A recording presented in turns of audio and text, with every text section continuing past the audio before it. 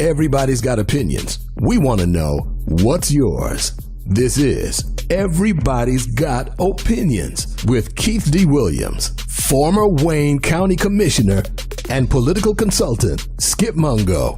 We're going to take what you say and put the whole world on blast. Don't go away.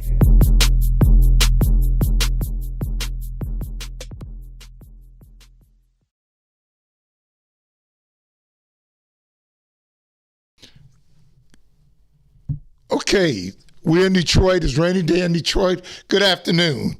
Welcome to Everybody Has an Opinion. I know some of you folks got an opinion out there. You need to call in at 313-395-3336. I'm with my co-host, Skip Mungo, one of the baddest consultants in the city of Detroit. And I'm Keith Williams, former Wayne County Commissioner.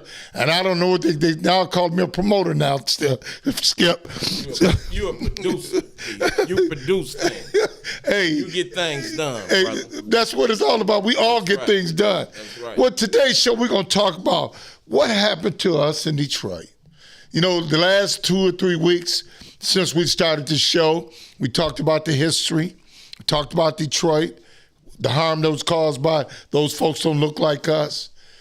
We talked about the politics, the black folks who was in charge, who led the movement with Kavanaugh to try to make it better for us. That was the 60s.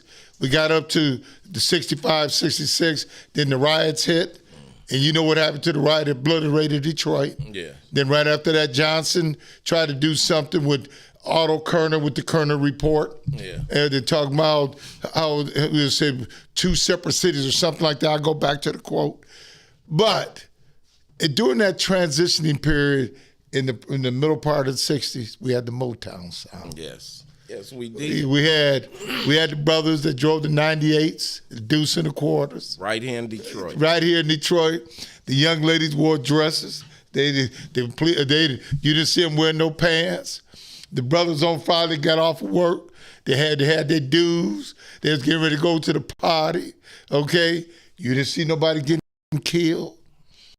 You didn't see nobody getting shot. No. You didn't see no skid marks in the streets with kids taking cars, riding on the lives, on the freeway with it. Yes. All that buffoonery. Yeah. What we saw was love, didn't we? Yeah. Oh, yeah.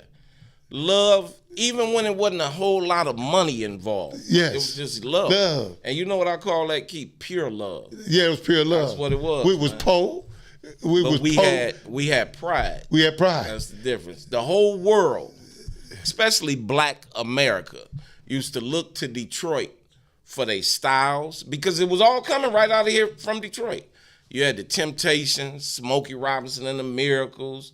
You had the women, the Supremes. The Vandellas. Martha Reeves. Mary Wells. Yes. My guy. All of that. Yes. And Berry Gordy. He was brilliant. He was. And he had the insight to know that not only did these people need their musical voices tuned up, but they were a little rough around the edges. So he hired Miss Maxine Powell. Yes. Finishing school. Yes. And that's where the class came right. And again, that's who the people wanted to emulate. Yes. That's what they saw. Now, oh my God, we're coming to it, but we all know it's a mess. With the advent of cable television and the internet. I always say, yes. TikTok. MTV and BET. Yeah. They done a lot of damage to this community, man. You know, I remember, and what was so unique about back in the day, at 3 o'clock you could hear the engines roaring. Some man was going to somebody's job. That's right. Okay. The young ladies, you didn't see too many young ladies getting pregnant. When they got pregnant, they sent them down south. That's right. Okay. That's right. Hey, they go to be with their aunts. When they come back, they were your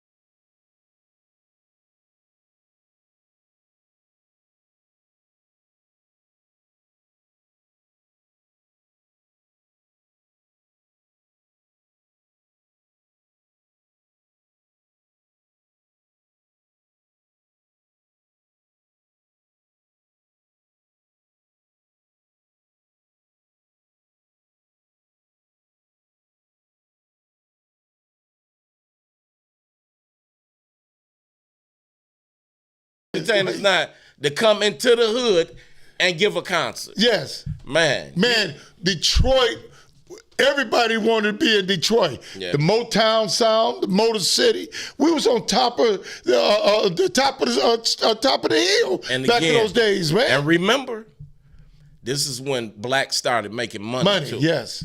A person can go to the factory. We touched on this last week. Person go to the plant, go to Chrysler, get a job. He could quit a week later, go across town to General Motors and get another job. And they were making equivalent to maybe a doctor on staff, an in-house doctor at the hospital. Right. Yeah, they were making good money. And now this is where the problem happened in Detroit. 67. No, I'm talking about an ongoing problem. Now, we had white flight. That was started in after 1970, they was gone. Yeah, they were gone. It started in the 40s. 40s and the 50s, yeah. It trickled down by the 70s. That freeway system only.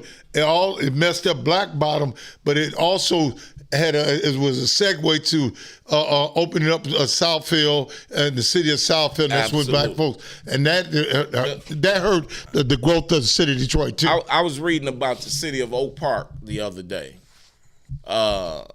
Oak Park was swampland, man.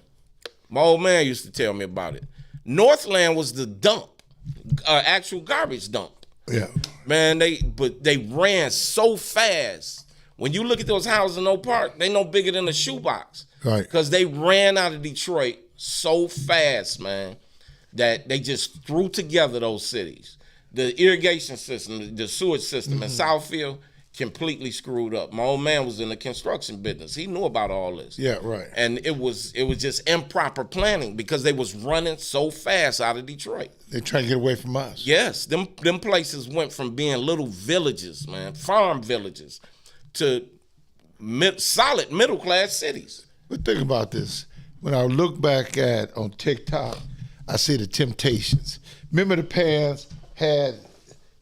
There was skin. It was skin in at the end of them, and you can see the ankles and stuff. I was gonna say they left just enough where you could see their socks. Guess who's wearing them now? They wearing them now. Oh yeah, they are. You're right. They wearing them now. You're right. Hey, the Temptations, skinny pants with they call them floods. The floods. We call them floods back in the day, but now that's the style. Now that's the style because it was the style back then. Remember things circling. Remember around. the Temptation walk? Oh yeah.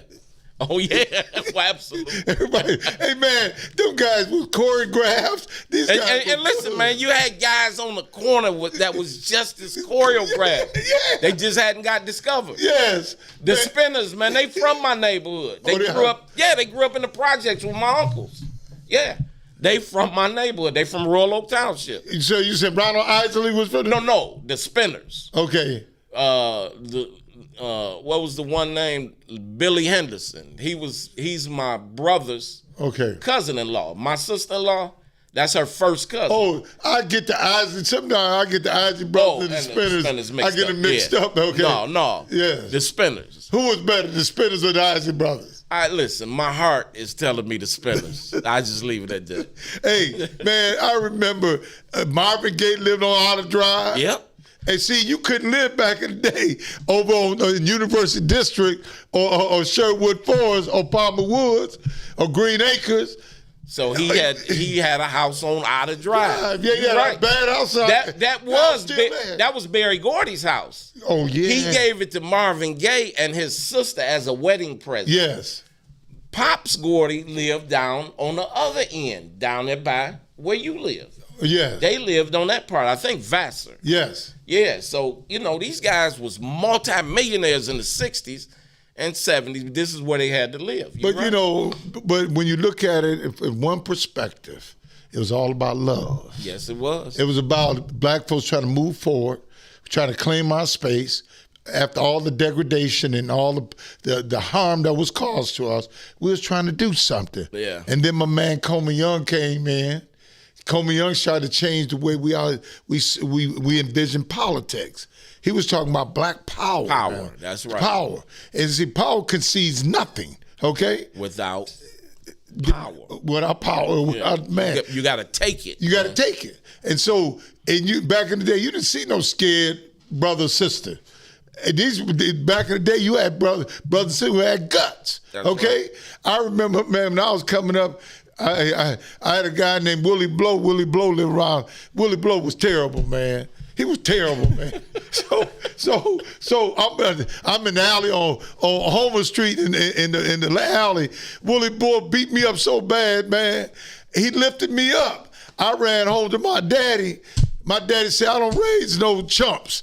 And he said, you go back down there. I said, Dad. My father said, if you don't go, I'm going to whoop you. I said, Daddy, I'm going to stay home and get this whooping. I ain't go back down there and get another whooping like I just got, man. So, but guess what? After that, I got to high school. I started lifting weights. It was a whole different story, guess wasn't it? what, man? The guys, man, was messing with me. I was knocking them out, man. But one thing. Hey, Willie Blow ain't want to see you after that. No, Willie Blow the last 3 months after he got killed in the man. dope house, man. Yeah. Okay, that's when the biggest thing that happened to us from 67 to 69 and 70, they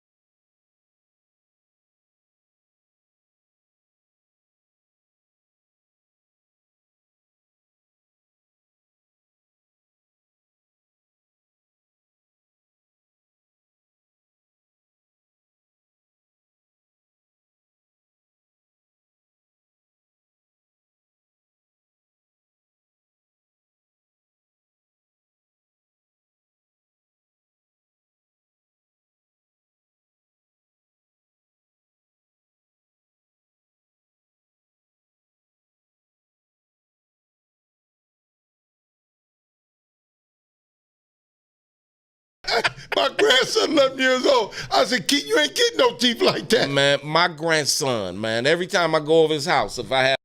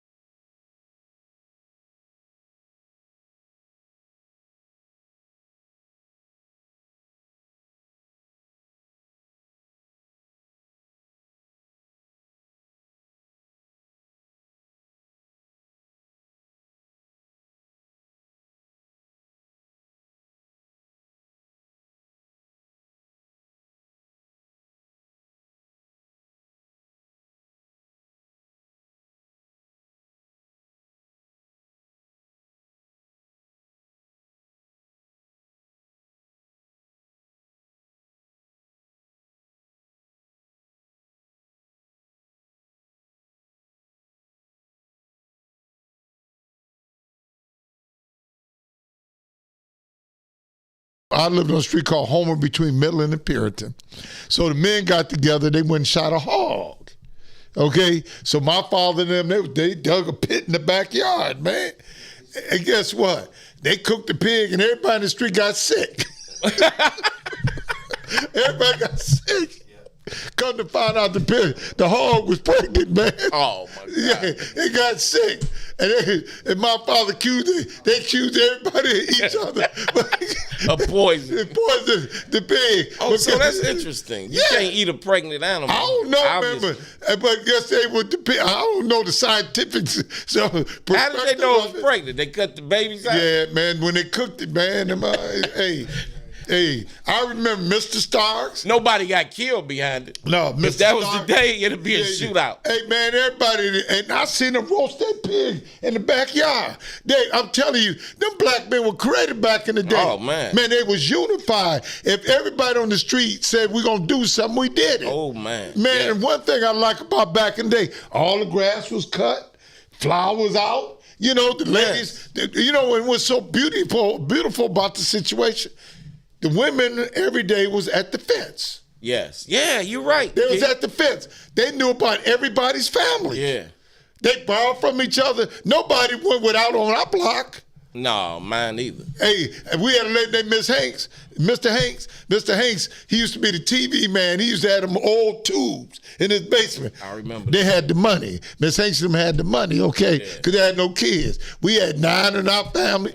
The Tobers had 11 down the street. So when we got a little short at the house, my mama gave me a note. Take it out of Miss Hanks' house. Yeah.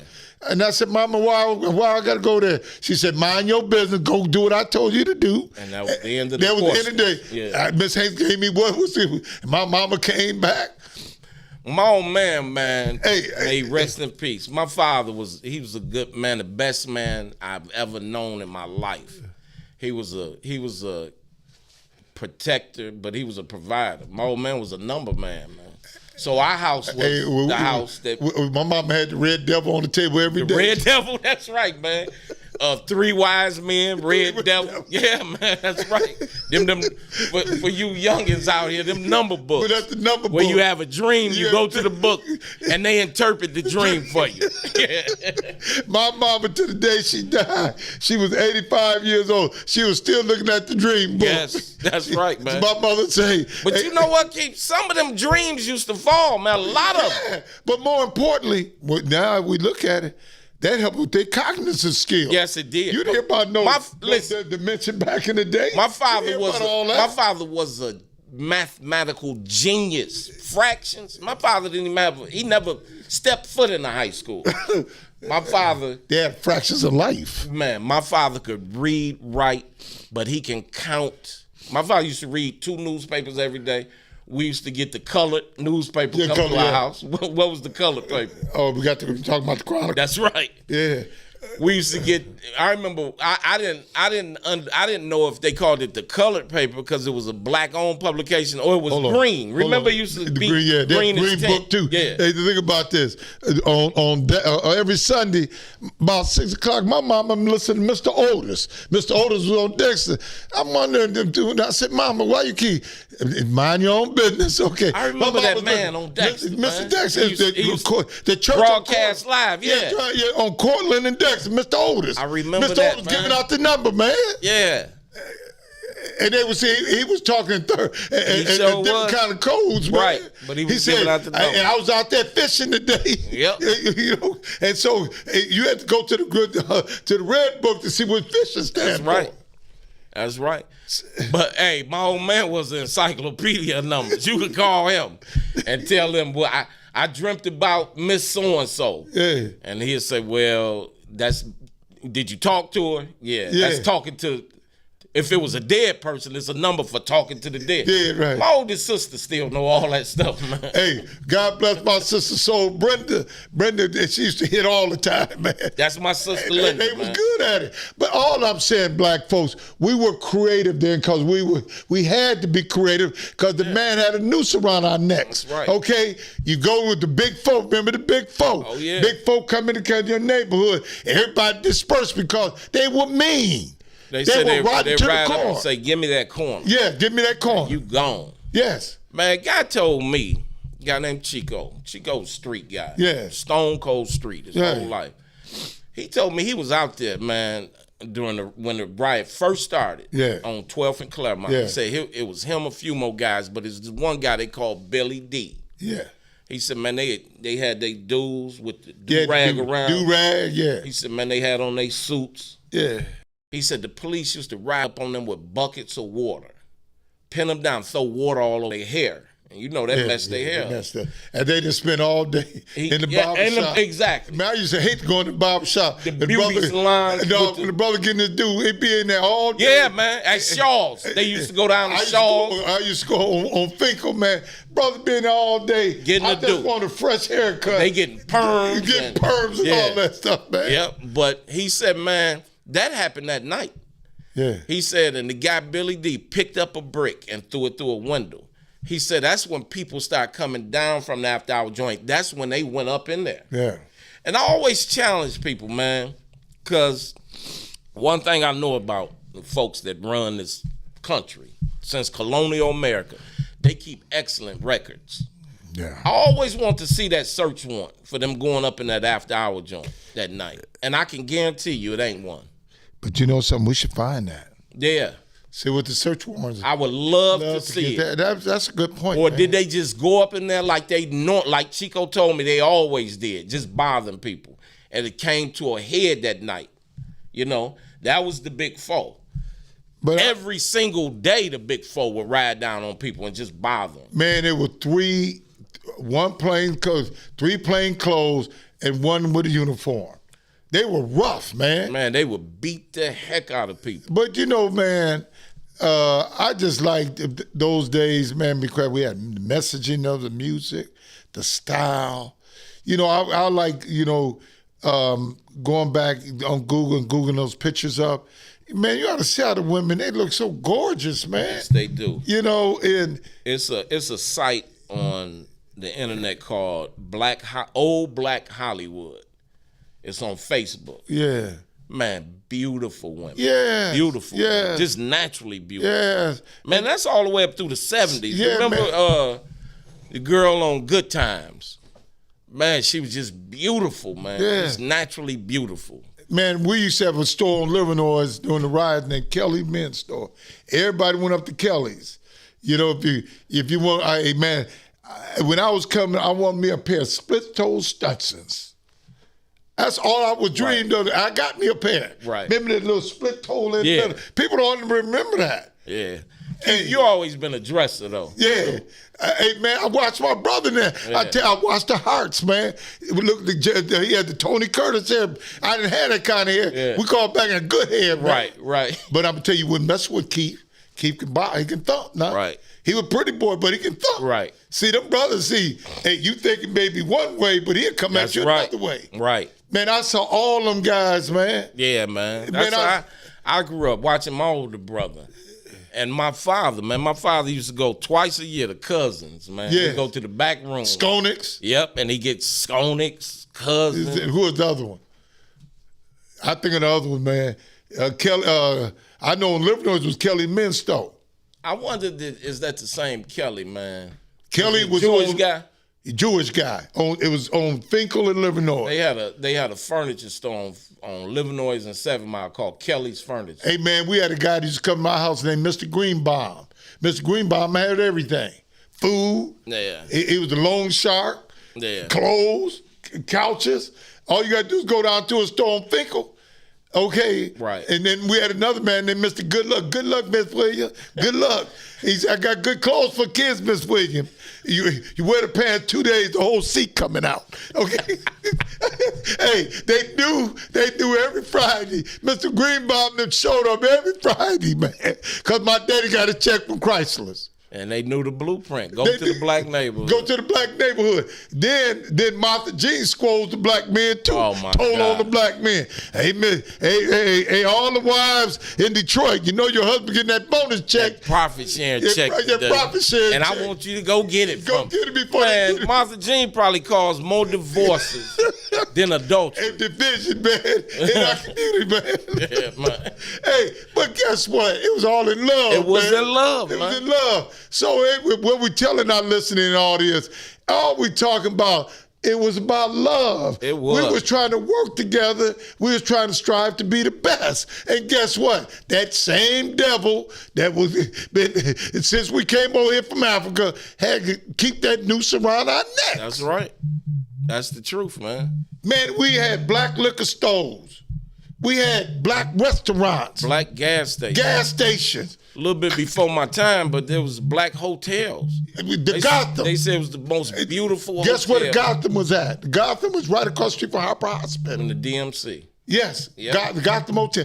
That's where all the number men came. Yeah. Everybody from who's who in America. You know, Della Reese is from Detroit. Yeah. All them came, they all came to Detroit. Marla Gibbs, the woman who played Florence. Yes. She used to work at the Gotham Hotel. Yes. She was the the switchboard operator. Man, we were something else back But in the this, day. this is deep, though, Yes. Keith.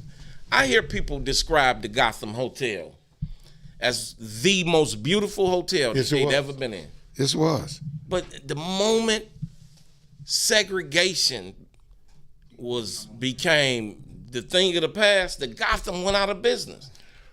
So they could go to a white-owned hotel. Why would you leave a beautiful hotel to go anywhere? Because we was trained to do that. Yeah. We trained to do certain things. Integration has hurt Black America. I argue with some intellectuals. I said integration was the worst thing that happened to black folks. Yes, it was. It was, because we own our own stuff. Look at it. When you look at other communities, they ain't integrated. Not at all. But us, we let everybody in the church, doors of churches open. Yep. Everybody come. Everybody. And everybody taking a piece of our commerce, taking a piece of our culture, and they get rich off of us. Yep. They don't even integrate with each other, man. No. They keep their undesirables in their place. Yes. You know, we like the Statue of Liberty. Keith. Yes. Give us your humble masses. Give us your tired and give us everything. Hey, Your man, scourge of the earth. Hey, I used to love, man.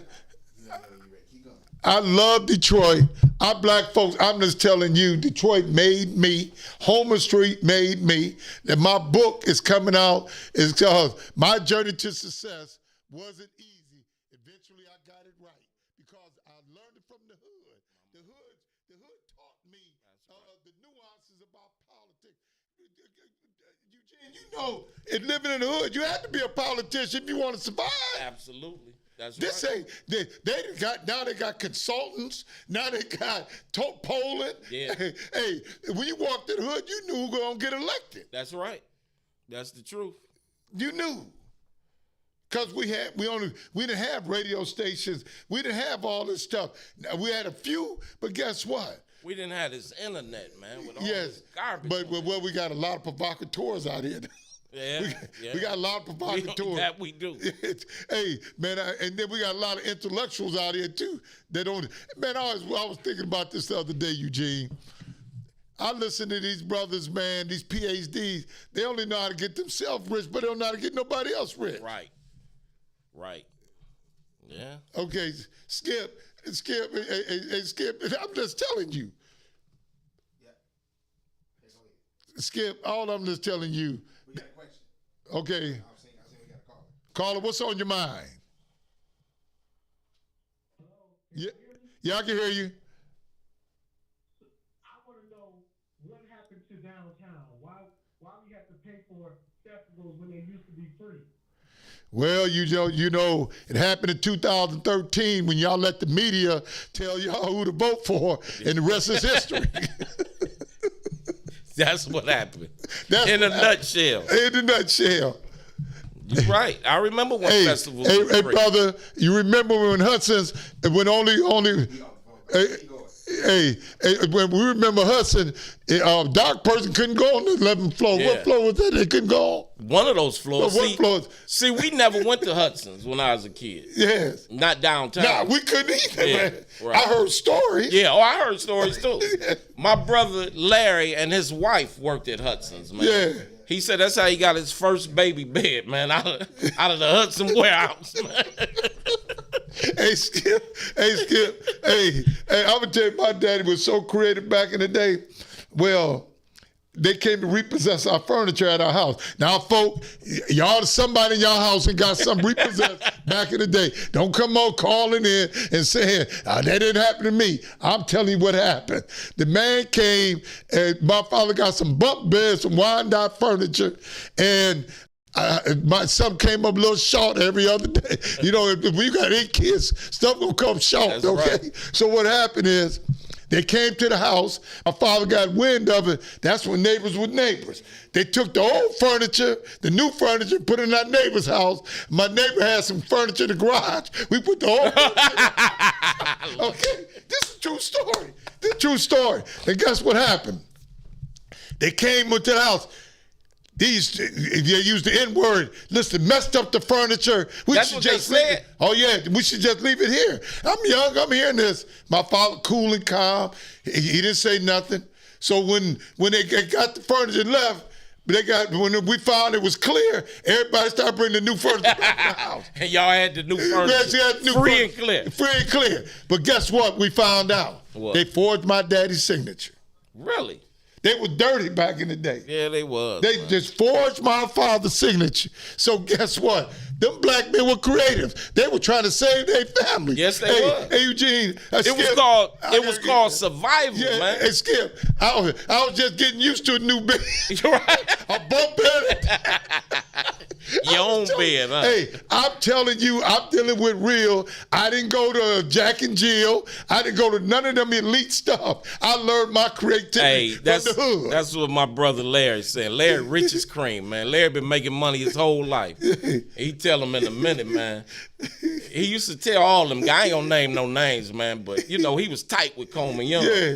So Coleman Young had a lot of intellectuals around him too. Yeah, but Kobe Young was street too. Yeah, he was. That's why he loved my brother. My brother used to tell him, man, I didn't go to Jack and Jill. I went to Buckwheat, man. Hey, man, I'm telling you, if you want to get in the fight, you don't go to Jack and Jill. Right. You come over on Puritan Illinois.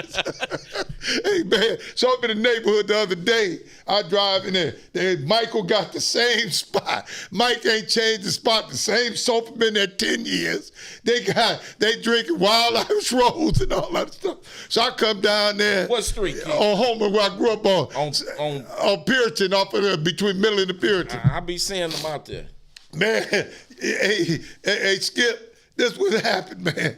I'm driving my caddy. I get out with my pair of goggles on. Here he come. Think he better than everybody else. That's them. They been brainwashed. I said, some of y'all just stayed here and I left. Right. That's what I tell people. Hey, maybe you think I'm better than you. Yeah. And if you don't think much of yourself, then maybe I am better than you. Yeah, y'all made the choice. I didn't. Right. Hey, when I was getting on that bus on Midland, y'all should have been getting on that bus with me. Exactly. That's right. That's right. I'm being real. Now they're going to get mad at me. People want you to apologize for your success. Yes. And that's that. And I hate to subscribe to this, that crabs in a barrel, because every race got them. Yes. But, you know, when we do destructive things to each other, man, we hurt way more than other people. And so that's what it is, that whole crab in a barrel, man. Want you to be out there drinking Wild Ass Rose. Yeah. On the corner, nothing to do, begging for money for that problem. Hey, and I said, hey, by the way, I'm buy y'all case. Hey, they didn't think you was too good then, did they? Right. Oh, and then I had my sheriff hat on one time. I was over there, and my man, I said, hey, what's happening, Clifford? Who are you? I said, Clifford, I used to live down the street. We used to play around you lived on Patowski. When he saw me with the hat, he said, Keith, I got, oh, y'all remember you. And he started crying, he was gone.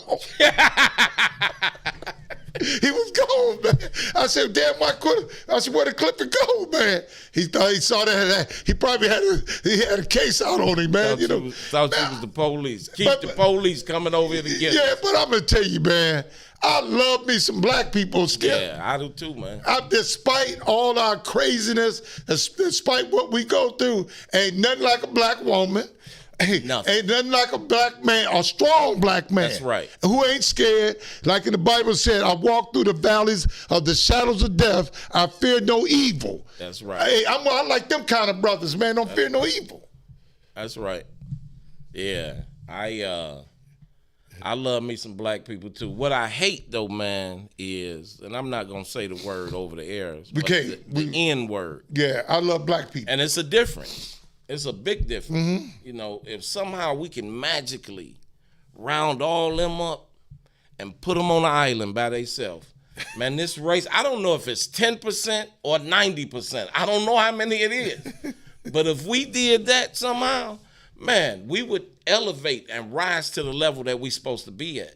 Hey, you know, man, my father had a saying. He said, you see that brother, he bad watching, man.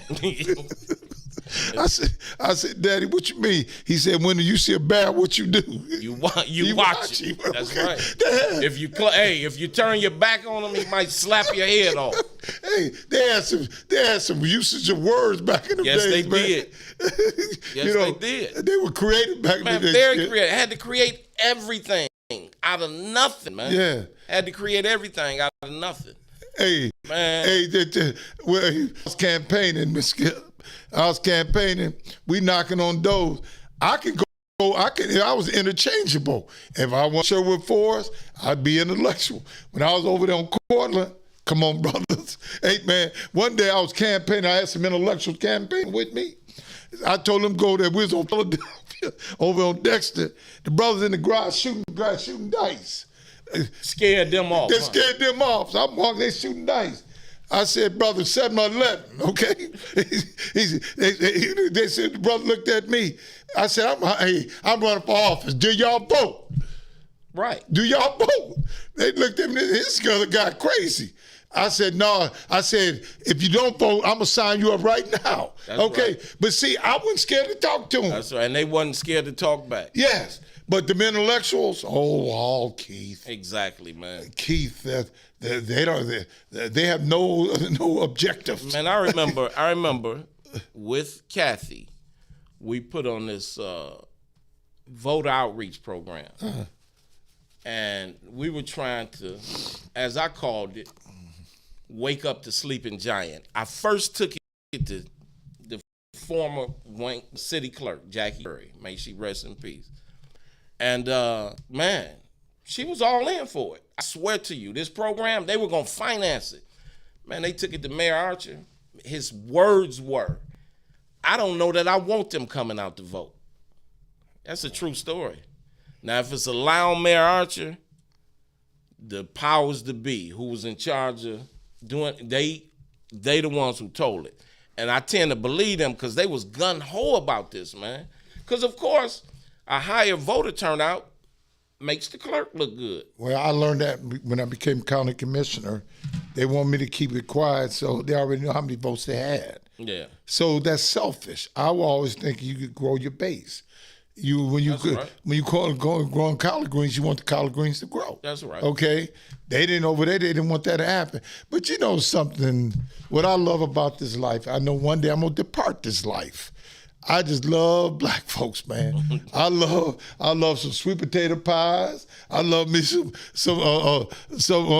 apple pies. They used to, the black women back in the day used to know how to cook. Man, I remember waking up, man, on a Thanksgiving morning. Oh man! Oh my God! The house smelling good. My mother, my sisters be in the kitchen, going down, man. We still have that tradition. I say that. My sisters and my niece. Yes. My niece Deja, they picked up the torch from where my mother left it. Yeah. So I can count on that. Going over to my niece's house, she just bought a big, beautiful home.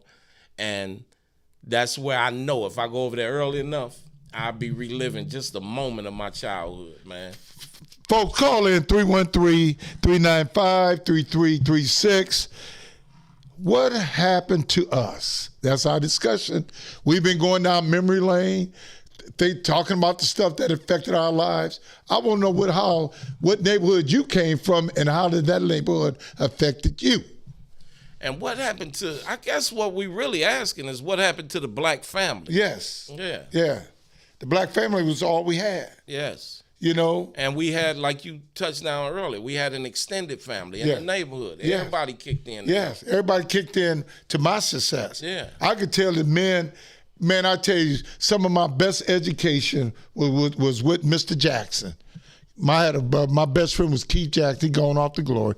Mr. Jackson, every morning I had to run out the house at 3 o'clock. I'm running across the living noise to get my ride to go to Chrysler's because I was in college and that man taught me about life. With my father, he was like my father because they both worked at Chrysler and they both worked at Mack Avenue. Yeah. Okay? He used to tell me about things, how to look for, and all this other stuff, just common sense stuff that you can't get in the books. You can't, intellectual can't tell you about that kind of stuff. No. I'm not, hold on, I don't want nobody to think I'm against intellectuals. I'm just thinking about the common sense of intellectuals. Intellectuals have a place in our society. Yes. Right. Yes. But let me say this. I touched down on this earlier. What the intellectuals hurt us as well in terms of when I talked about white flight.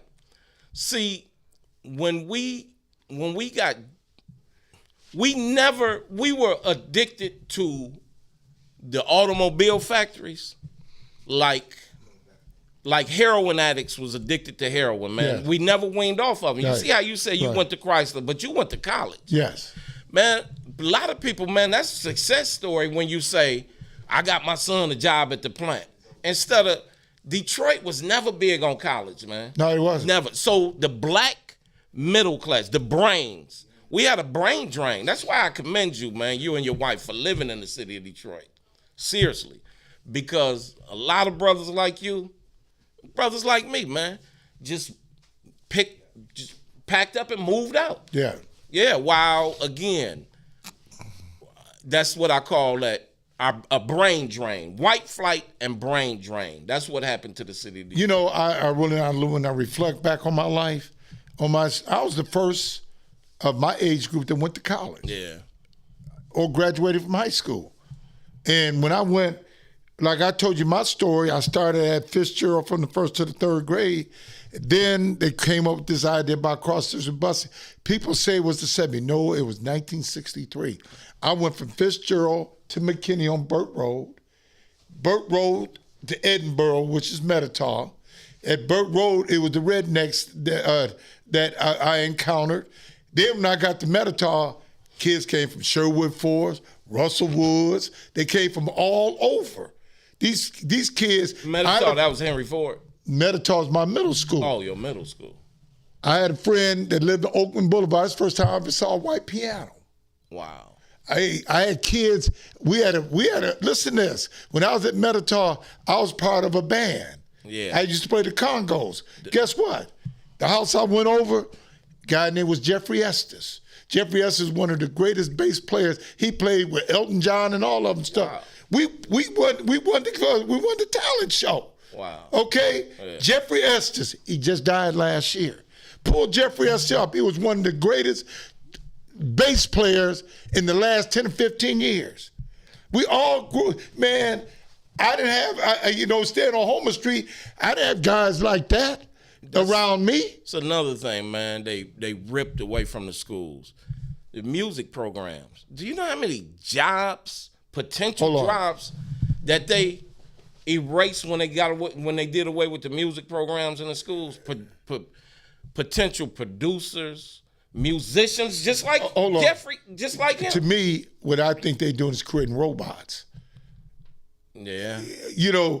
There's no creative talent anymore. You're right, man. There's a movie called Mr. Holland's Opus with Richard Dreyfuss. And he said something that was so profound in there. He was fighting for the funding for the music program.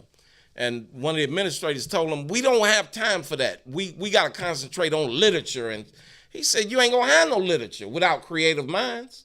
So yeah, one is connected to the other. They just, you're right, no creativity. Robots, you absolutely right. To me, I think school, the curriculum should be, let's meet kids where they are.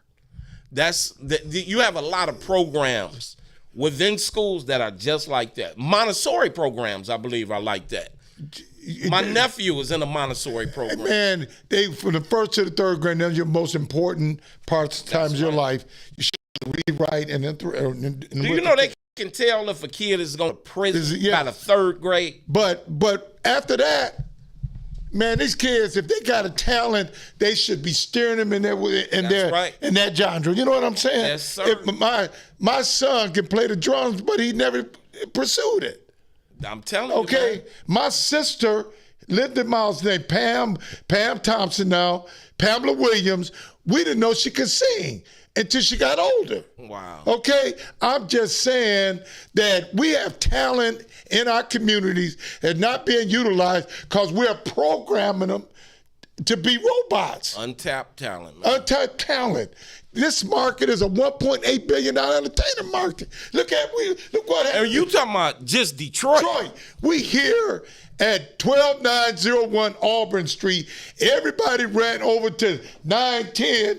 This is the Black 910. That's right. We got a radio station going on right now. We got the podcast going on right now. We got the brilliant Skip Mungo here. We got Steve Elam, the engineer. We got the brilliant Keith Williams who put all this together.